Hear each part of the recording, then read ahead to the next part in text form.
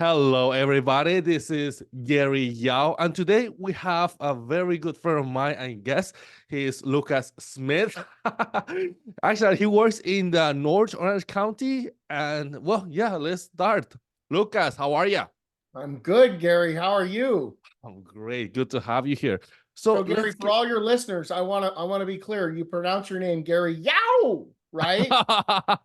Gary Yao. That Well, is that's that how we do it with a little Yao, baby? Thank you. Thank you. Thank you. So let's get right into it. We hear a lot about NAR, the NAR settlement. Tell us what is the NAR settlement? What is that you understand? Because there's a lot of information going around. What is the NAR settlement? So I'll give you the abbreviated version of what's going on because I've been watching this since before most people knew about the lawsuit, Gary. Yeah. So what it is a bunch of lawyers. Actually they're the attorneys who successfully sued Big Tobacco. So these are not, it's not your mom and pop lawyer shop, right? This is a big attorney firm who specializes in class action lawsuits. Mm. And they solicited sellers to create a class action lawsuit to sue the major real estate companies. So when I say the major real estate companies, they sued Realogy Inc., which most people have never heard of, but they own two big brands. They own Coldwell Banker and they own Century 21.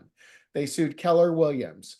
They sued American Realty Corp. They sued all of the big players in the real estate space, as well as suing NAR, the National Association of Realtors. Yes, that's what the one that we So belong to. the premise of their lawsuit, yes, and all of us real estate agents and brokers, I'm a licensed broker. I've been in the business for about 13 years.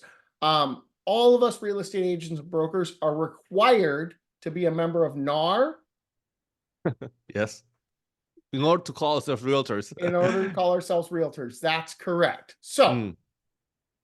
um, so what they did was the premise of this lawsuit was very simple. They said for years, because the MLSs, the multiple listing services, require us to offer a co-broke, a broker compensation to a buyer's agent, Yes. that we were effectively soliciting sellers and forcing sellers to pay a real estate agent's commission for the buyer's agent to negotiate against their best interest, Mm-hmm.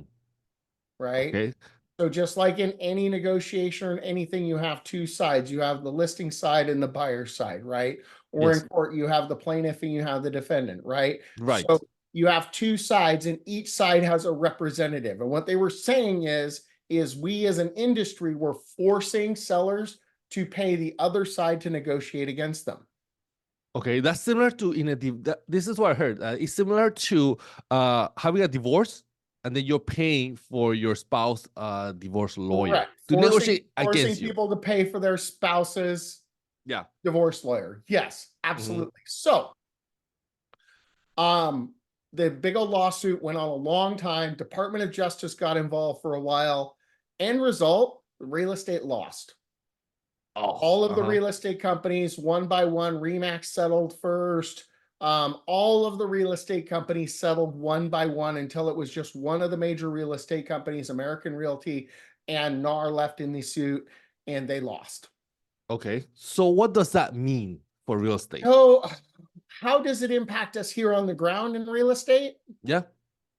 What does that mean? So, the basis of it is in the multiple listing service, you will be no longer required to offer a buyer's agent compensation.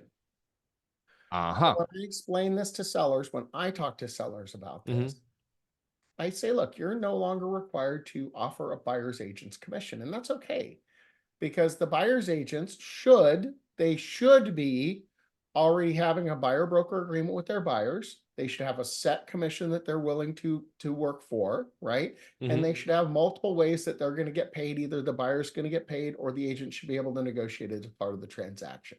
Yeah. This is how the business should have been all along. Hmm. Where each side negotiates for their For their commission for the for pay. their own commission, for their Yeah. own pay, and it forces buyers agents to create more value than Hmm. just, well, you're going to put this out publicly, but than just putting a key in a door and opening a door. They're big right? Uber drivers. So yeah, Even being a real estate Uber, which is a thing now, right? It yeah, forces buyers agents to actually create some value for their clients, exactly. right? Yeah, yeah. We've seen that a lot, especially in the pandemic, where we had a lot of new agents coming to the business, have no idea what they're doing, and they get it paid. They get Correct. paid just because of that. Now we're going to see a lot Thousands of and those agents. thousands of dollars for Yeah, doing no more than the pizza guy does, except for they have a lockbox key, exactly. So right? I do see that. I see that how we're going to improve the business as agents, where we're going to have to provide worth for our clients to pick us to be their agents, both Correct. sides. We have to Mhm. be valuable, not just say I'm number one, right? Because we can all say that, but we have to have something tangible and of value to provide for our clients Yeah. in order to earn our keep, right? And I'm an Mhm. advocate of this. So what impact is this going to have on us immediately in the real estate industry? Well, I have this conversation with every seller I sit down with, and I Mhm. say, look, you're no longer required to offer a buyer's agent's compensation. Mhm. Okay. However, you can choose to do that because currently, with the way the market is changing, there's still the old way of thinking, right? There's still a lot of agents working with buyers who are ready, willing, able to buy, and those agents expect to get compensated in the traditional way. Yeah. So it might behoove you, Mr. Seller, to use that buyer's agent compensation as a marketing tool, which is what it's always been, in order to attract the largest pool of buyers to your home.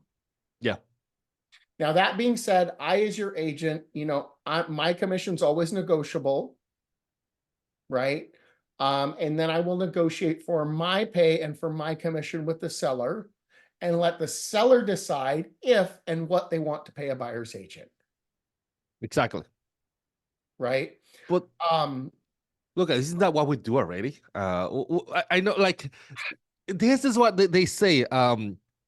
That we're being forcing, us agents, we're being forcing sellers to pay the 6%, thus increasing the value of real estate. Now, the lawsuit said that now that we are no longer required to give or pay the buyer side, real estate is going to come down because of that. Because now, well, I think that's a fallacy and a falsehood, Gary. yeah, I know, and I'm sure you know that the number one reason that the value of real estate keeps increasing is lack of inventory.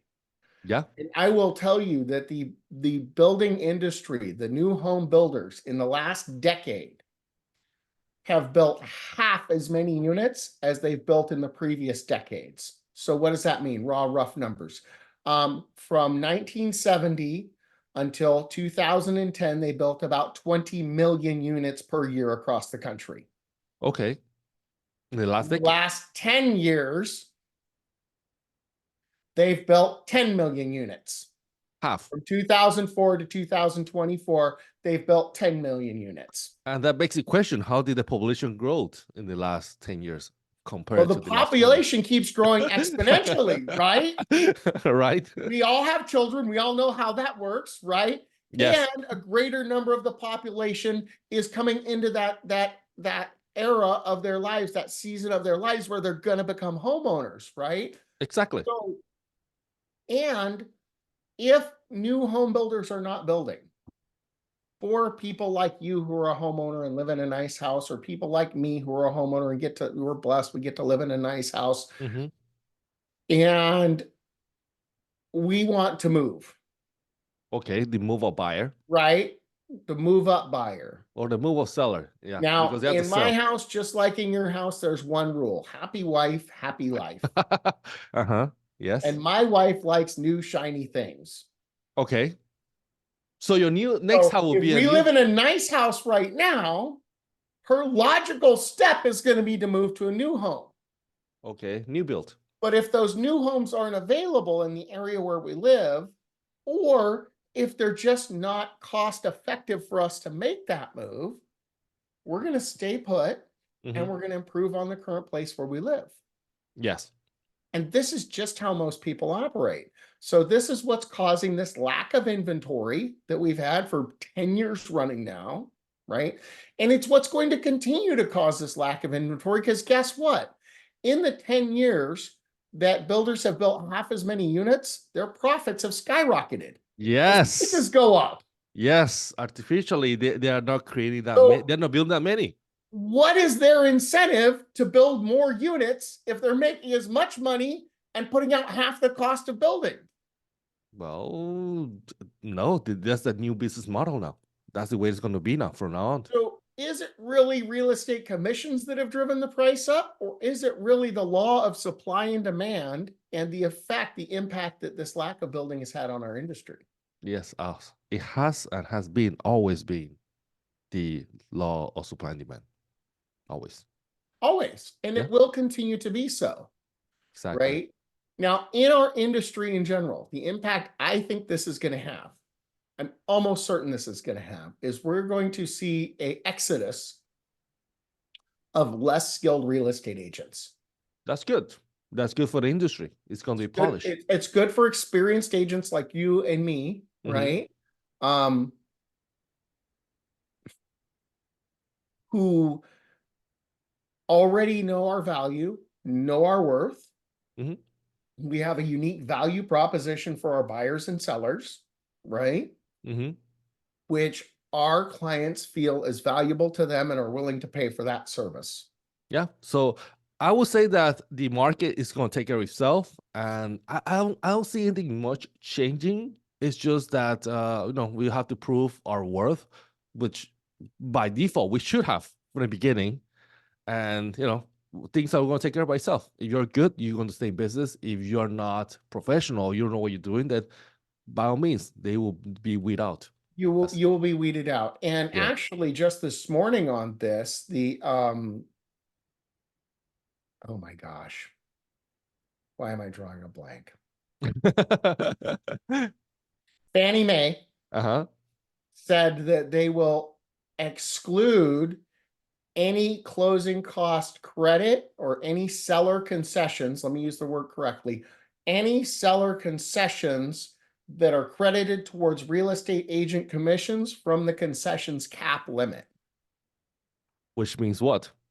So a seller concession is a credit that a seller gives a buyer, right? So currently on all loans except for a VA, so on FHA and now in the article that I read, it said 2.9%, but that's only on VA. It's 3% on VA. On FHA and conventional, it's up to 6% seller concessions are allowed on any deal. That's the rules as far as I understand them. Okay. And so what that means is a seller can give up to 6% of the total purchase price credit. And I might be wrong on this. You guys, leave it in the comments below if I'm totally wrong, but this is the rules as I understand them. A seller can give up to 6% of the total purchase price as a seller concession, a credit to the buyer. Okay, so that's the limit, 6%. 6%. So if they're giving out full 6%, right? So $500,000 house, that's a $30,000 credit. And the buyer's agent comes in and says, well, really, we need $40,000 because I get $10,000. I'm going to negotiate 2% of that for my fee. They're going to give that exception and say, well, this other seller concession is for this other stuff, and that 2% is for the real estate agent commission. So we're going to allow them to go above that cap. Okay. So the lending industry is already changing ahead of the curve on this, right? They're already making changes to allow agents to negotiate their own commission into the deal. Okay. It's up to the individual brokers and brokerages to teach their agents how to negotiate their own commission, right? Okay. And what to do to create a unique value proposition other than I'm a well-dressed pizza dude who can open the door. So in other words, know your worth and know how to negotiate your commissions. Lucas, our time is up, but tell us everybody that's listening, how can people reach out to you if you have any questions about real estate? Thanks. So like Gary said, we're in the North Orange County area. So we work North Orange County, we work Western Riverside County. And if you want to get a hold of me, you can give me a call directly. My cell phone number is 714-356-7142. Or my email's, is it going to be on there on the bottom of the screen? Or you can email me at lucas@sellmyhomerealestate.com. Awesome. Lucas, thank you very much. Talk to you next time. Thanks, Gary. Appreciate it.